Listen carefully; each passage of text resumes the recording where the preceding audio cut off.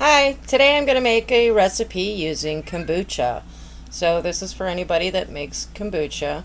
And as you can see from the date, this has been sitting for over a month. So it's nice and strong. So if you let your kombucha sit a little long and it gets a little too strong, use it for cooking. I purposely leave it long for cooking, that way it will be stronger. And we're going to cook pork roast in this. So this is going to be yummy. It's really, really good. And if you don't have kombucha, you can substitute this with, apple cider mixed with a little apple cider vinegar. So I'm going to use a few cups of this. So I would use like 2-3 cups of apple cider mixed with probably a half cup to a cup of vinegar. Okay, and then throw your seasonings in of whatever kind you want. But we're using kombucha. So I will be back. I'm going to get the pork roast and throw it in this pan here. Okay, actually first I am going to take this SCOBY out of here, and I am going to pour some of this kombucha into this bowl right here for my SCOBY to sit in, because I'm going to have to make another batch of sweet tea for the kombucha to make more kombucha. So first we're going to take this SCOBY out, and even though it's sat for over a month, it's completely fine. It's, as you can see, nice and clean. Actually, that's a thin spot. It's not really a brown spot of any kind, but it's very nice looking. No yucky spots, nothing. It totally is happy. It doesn't care. So don't worry if you've left it for more than the recommended month. It's fine. So I'm just gonna reach in here. I've cleaned my hands with vinegar and everything.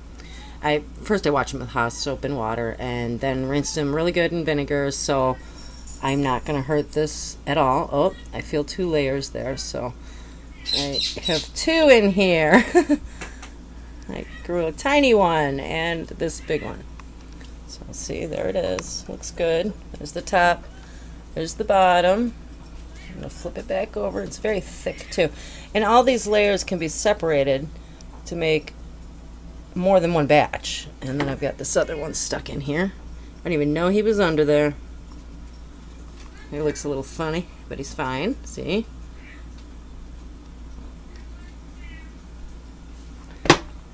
There, I have 2. You can make 2 jars, but I don't want to do that because I have another huge jar in the living room or in the dining room.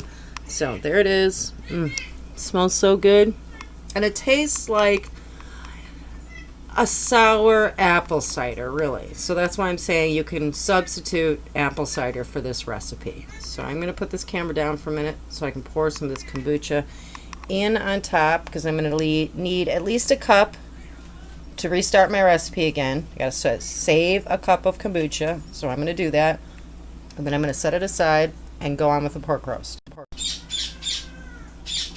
Alright, I've got my SCOBYs in with my saved kombucha tea here. This is going to go to the side, and I'm going to get the pork roast in here. I'm going to put a little olive oil in the bottom of this pan, some seasonings, and then I'm going to put my pork roast in, and then the kombucha is going to go in. And the kombucha, because it is so vinegary, so sour, that it's going to tenderize the meat so nicely and impart a really nice flavor into it. So I'll be back in a second.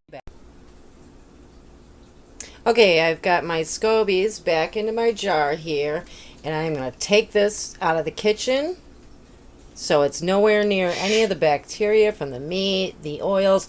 I put the olive oil in the pan, and then I thoroughly wash my hands again with vinegar before I touch those SCOBYs. You don't want to get any oil, anything funky on them, because it's going to not be very good for them. Won't make them happy. So, got to have extra clean, vinegary hands before you touch them. Okay, so I'm going to move this out of the kitchen. I've got my jars here with my kombucha in it, and I'm going to be back in a second. Okay, I've got my seasonings, and I've got a chicken seasoning here that I'm just going to sprinkle in the bottom, which has got a mixture of seasonings: garlic, lemon peel, paprika, green bell pepper, It's got a few different things in it, so that'll be good. And just use whatever tastes good to you. This is no set recipe. This is just what I do. And, you know, it changes all the time. Just whatever seasonings I feel like getting out and putting on it, or going out to the garden and picking. So, which I'm going to do. I'm going to go out and grab a handful of chives and put that in here. And this is a steak seasoning. And all these have salt in them, so I'm not really going to add any salt to this because it'd just be too much salt. And I am going to add a little chipotle chili powder, which is a little smoky, a little sweet, really spicy. It's good. Like I said, add what you like. Okay. Now I'm going to get the pork roast. Okay, out in the garden, you can see that everything's really become overgrown. Everything is growing really nicely. That's the oregano. We could pick a little bit of that. That'd be good. Just pinch it off. Nice big mound of it here. And let's see. The chives are at the other end. Oh, there's thyme too.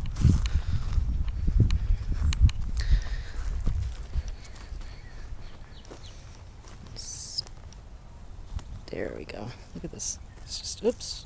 I've got dead plants hanging on me. All right. So, I'm just going to cut a bunch of this.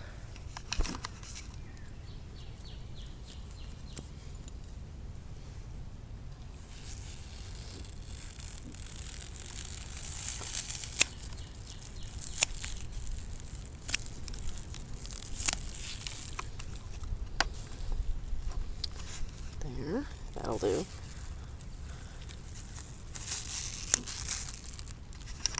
That smells good.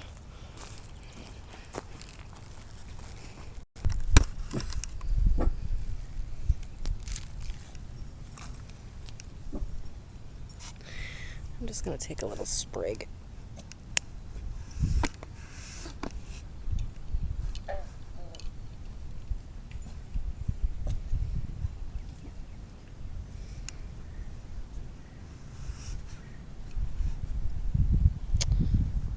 This one.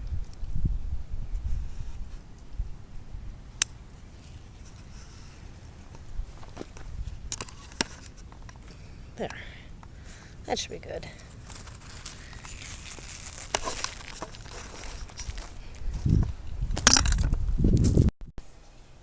Okay, I'm back inside.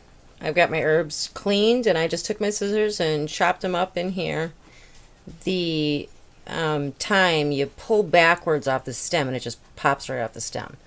You don't want to throw the stem in there. Even though it wouldn't hurt, you just would have to pick it out later. So now I'm going to pour in my kombucha. I'm just going to pour it over the top. And unfortunately, this pork roast was not one piece when I pull it out of the package.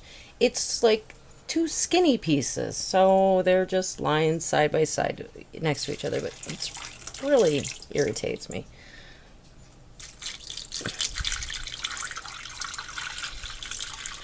So I'm going to pour in quite a bit, though, because I am going to put this into the oven uncovered at first because of the amount of acidity in here. I don't want to put tin foil over it. So I want to cook off some of that and cook it down a bit.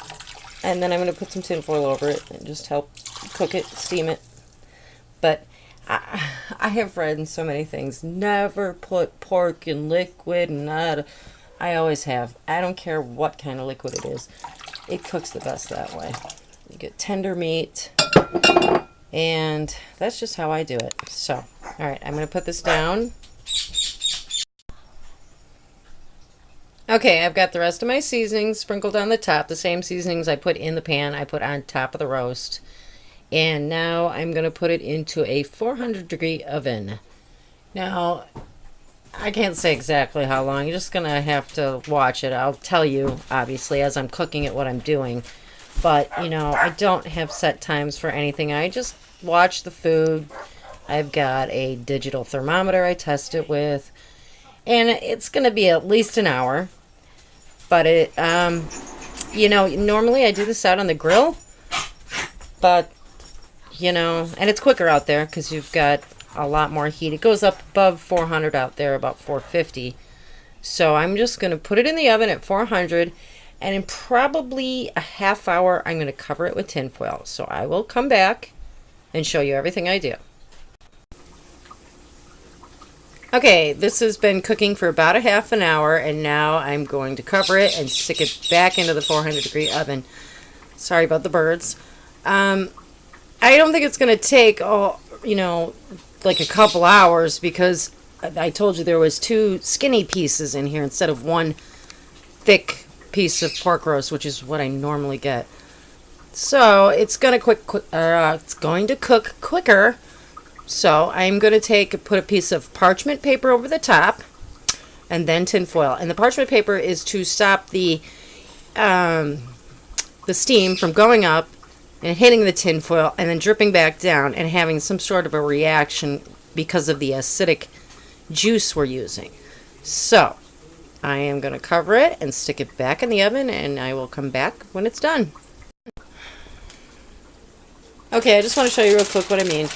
I have got meat, I've got parchment paper, and then I have got the tin foil over the top of that. And then you just secure it nice and tightly.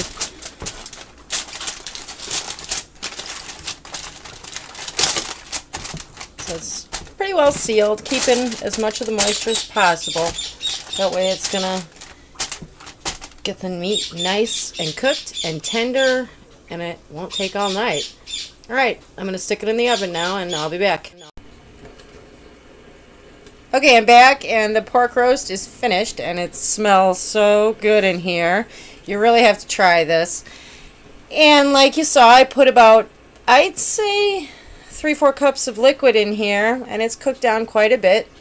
And you know, at this point, you could take the meat out. I'm trying to keep my shadow off the meat so you can see it.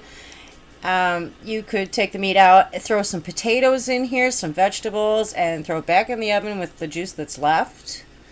Add some seasoning to it, make it a gravy. I mean, it's really very good. So, I hope you try it. Now I'm going to take it and slice it so you can see what it looks like sliced. And that cooked for another 45 minutes after I put the tin foil over the top. So, it really didn't take long. Alright, so hang on, and I'm going to hang on. Okay, I've got it on the plate, and I just took one of them. Like I said, there were 2 skinny ones. And I'm just going to cut it. And I'm just going to, you know, since it's so skinny, it's just going to be little medallions, but it's still going to be really good. Have it with some potatoes and some vegetables.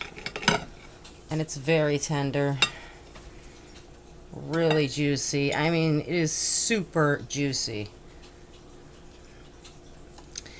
And super delicious. I mean, it cuts like butter. It's really. Let me taste it.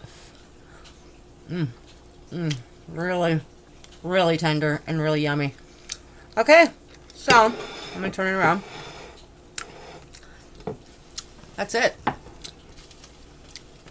That is really good. So I hope you try it. It's a really good recipe. Use your kombucha to cook with. And let it get even stronger to give you more flavor in your cooking. But you can still use it, even if it, you know, your regular kombucha. Use it. It's good. Obviously, you're going to not have the probiotic benefits from it, but it's got a lot of really good flavor for cooking. Okay, thank you. Bye.